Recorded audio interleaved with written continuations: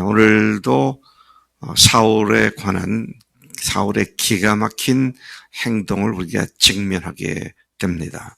1절부터 9절까지는 사울이 아말렉을 공격해서 친 사건을 기록하고 있고요.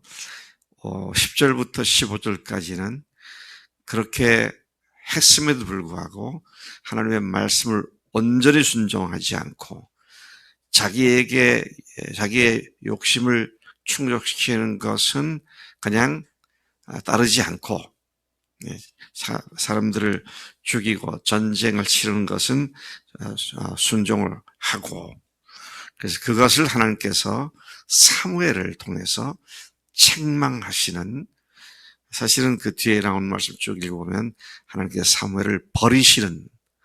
사울을 버리시는 사건이 기록되어 있는 것을 봅니다. 1절부터 9절까지 먼저 사울이 아말렉을 친 내용들이 기록되어 있습니다. 3절까지에 보면 하나님께서 사울에게 사무엘을 보내어 말씀하십니다. 2절, 아말렉이 이스라엘에게 행한 일, 곧 애굽에서 나올 때 길에서 대적한 일로 내가 그들을 벌하노니, 하나님께서는 그들이 출애굽할 당시에 광야에서 아말렉이 이스라엘을 대대적으로 공격을 해왔지 않습니까?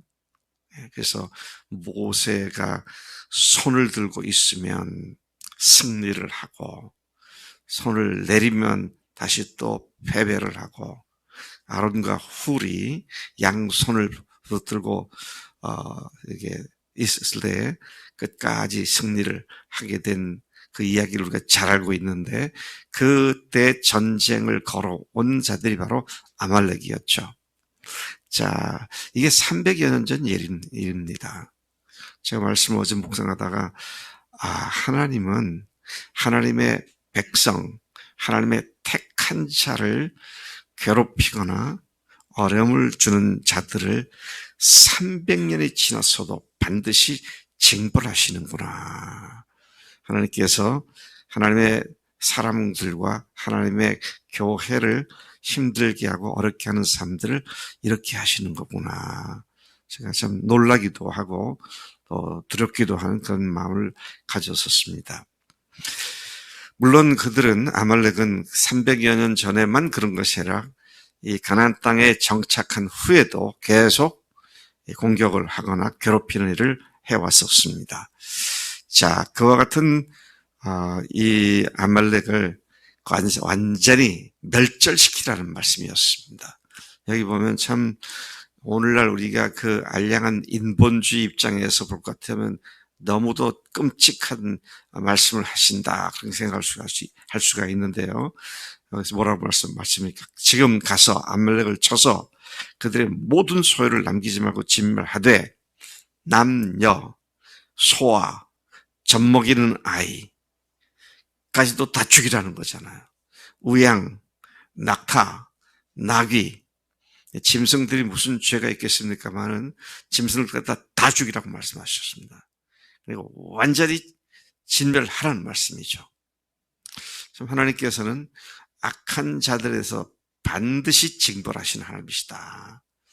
언젠가 주님 오실 때 지옥불이 그들을 향하여 입을 벌리고 빨아들이게 될 것을 생각하게 되는 말씀인 것이죠.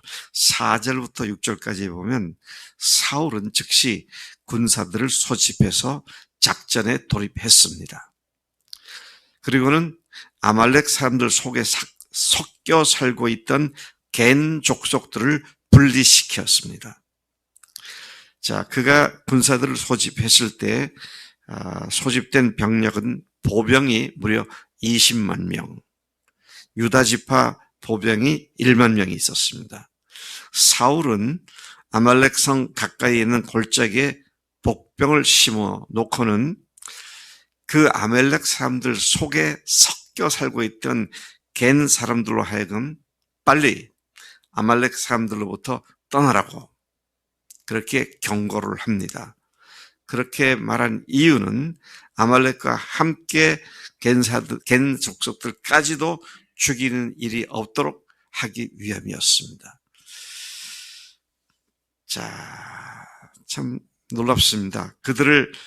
갠 사람들을 멸하지 않으려는 의도가 뭡니까? 갠 사람은 누군가요? 모세의 장인 이드로가 갠 사람입니다. 그의 이드로의 식구들, 가족들, 아이들, 자녀들이 갠 사람들이죠. 그들과 함께 있었던 또 그 사람들이 갠 사람들인데, 그들이 하나님께서 응징하는 데 섞여서 죽임을 당하지 말아야 하기 때문에 하나님께서는 사무엘을 통해서, 사울을 통해서 그들을 분리시키는 일을 하신 것을 보게 됩니다. 본문도 그렇게 말하죠. 이스라엘 모든 자손이 애굽에서 올라올 때 갠 사람들이 그들을 선대했기 때문이었다. 그렇게 밝히고 있습니다. 이 말을 들은 갠 사람들이 아말렉 사람들로부터 떠났습니다. 떠나라 그런데 안 떠났다가 또 떠나기도 했지만 제대로 안 떠났다가 멸망당할 때 같이 죽은 사람 중에 하나가 롯의 아내죠. 하나님께서는 죄의 자리에서부터 하나님의 자녀들이 떠나라고 말씀하십니다. 그 속에서 함께 멸망당하지 않도록 세상에서 떠나라고 말씀하시죠. 근데 우리는 그곳에 뭔 그런 미련이 많은지, 세상에 뭐 건질 게 선한 게 있다고 그냥 그것을 떠나지 못하고 거기서 뭉개고 있는 우리의 모습을 여기서 다시 한번 생각해 보게 되는 것입니다.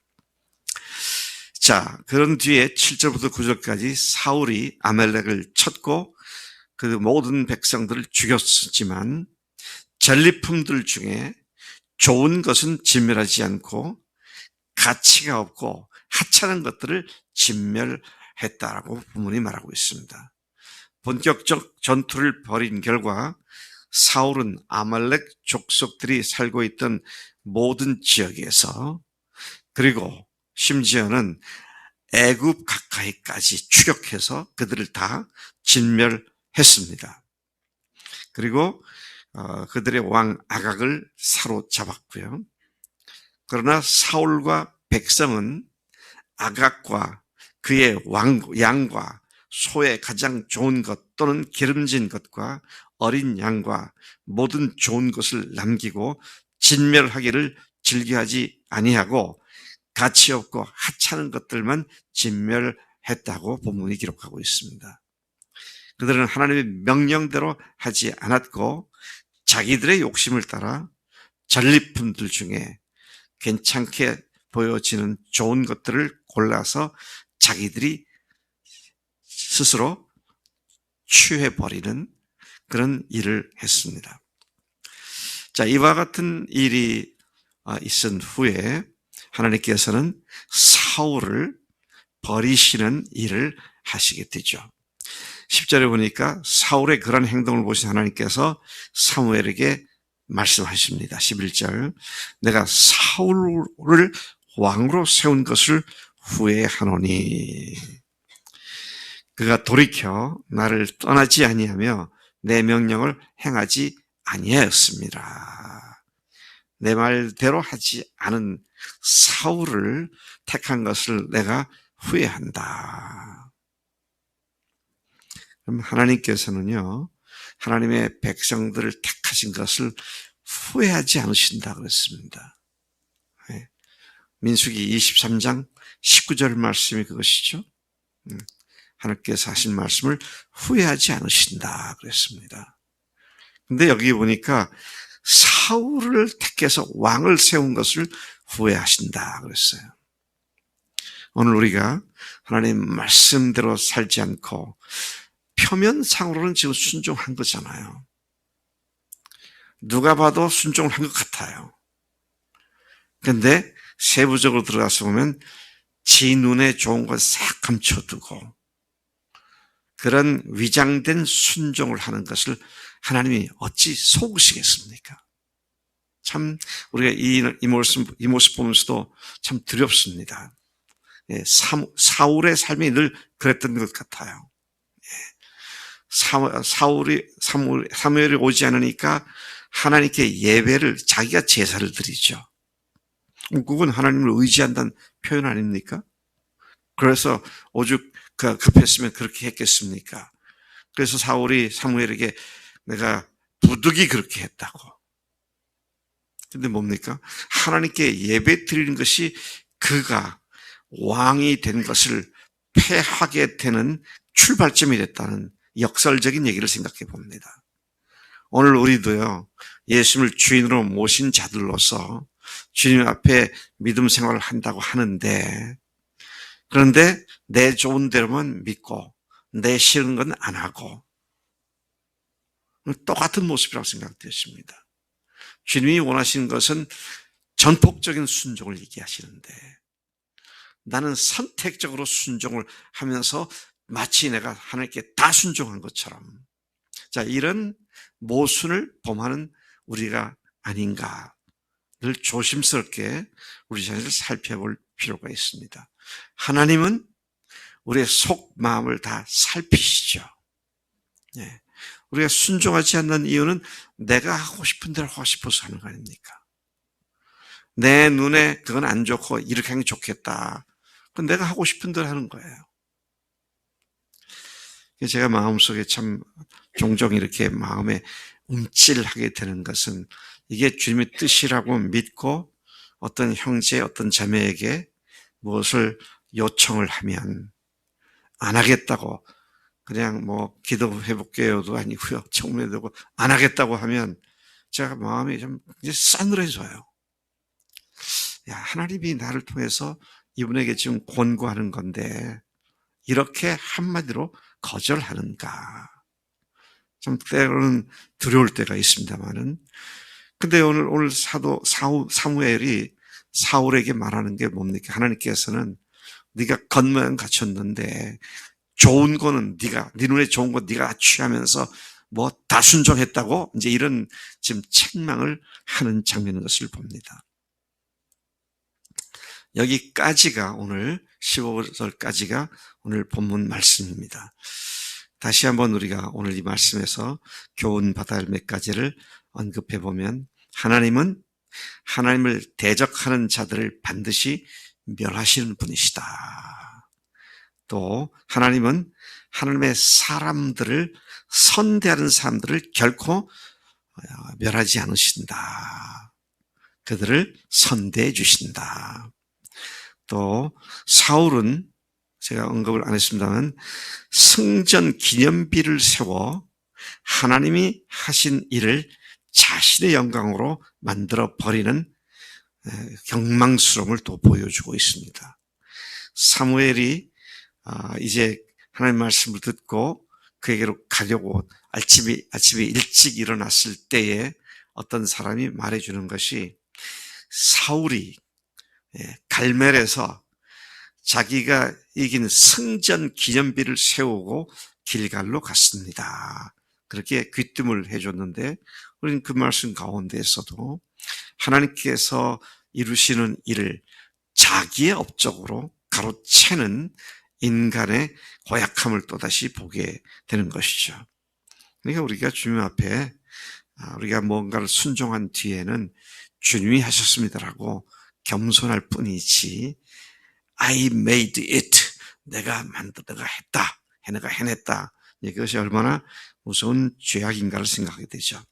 그리고 마지막으로 하나님의 말씀은 액면 그대로 순종해야지 자신에게 좋고 나쁘고 라고 하는 판단할 권리가 없는데, 자기 생각으로 그 말씀을 구부리거나 불순종하면 그것은 하나님께 불순종이 되는 것이죠. 사실 전쟁에서 아말렉 족속들을 죄다 죽여버리는 것과, 한쪽에 그것과, 그 다음에 거기에 있던 좋은 것을 골라서 따로 띄워놓는 것과, 그 무게를 보면 사실은 아말렉을 죽인 게 더 크잖아요. 청평 저울에 되면 이렇게 될 겁니다. 근데 하나님은 이렇게 되든 말씀대로 하지 않는 것을 불순종이라고 하는 것이죠. 근데 참 놀라운 것은 내일 말씀에 나오는데 사울이, 오늘 말씀 나왔죠. 사울이 말씀대로 했습니다 그러잖아요. 순종했습니다 그러잖아요. 참 하나님 앞에서 우리가 이런 식으로 하나님 말씀을 내가 선택적으로 내가 했으면 좋겠다 하는 건 하고 안 하고 싶은 건 안 하고 이런 삶이 돼서는 아니 되겠다. 기왕에 순종하는 삶이 여러분들이 지금 이렇게 순종하는 삶이 이렇게 무겁잖아요. 잘 하시잖아요. 근데 순종하지 않는 것이 그것보다는 더 가벼워서 이렇게 올라갈 수가 없는데 이것 때문에 이것까지 다 망쳐진다는 사실을 생각한다면 우리가 지혜로운 자가 돼야 마땅하지 않을까. 오늘 이 말씀을 통해서 그런 경고를 받게 되는 것이죠. 하나님 아버지 감사합니다.